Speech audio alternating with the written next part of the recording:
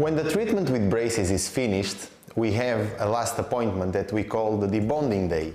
And for this we created a kit that we called the debonding kit.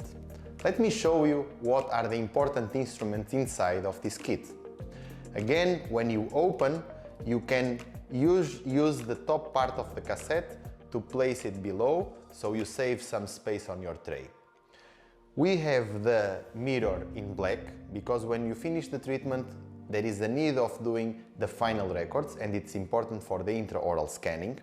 We have also an explorer, and we have again this very important instrument with a scaler on one side and with the band pusher on the other. This is important for the fixed retainer placement. You will see in the videos when I do it intraorally how important this instrument is.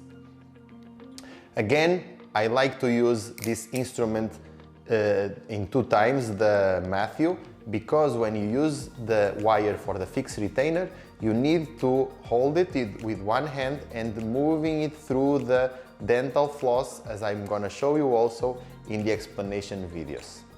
And of course, when you want to remove the braces, there are 2 important pliers.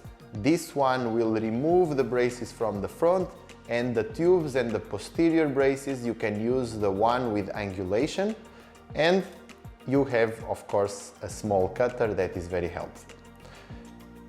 Also very interesting is inside the debonding box you can have a small box with the important burrs that come sterilized to clean the excess of composite, and you have also a rubber where you can do the final fine-tune and polishing.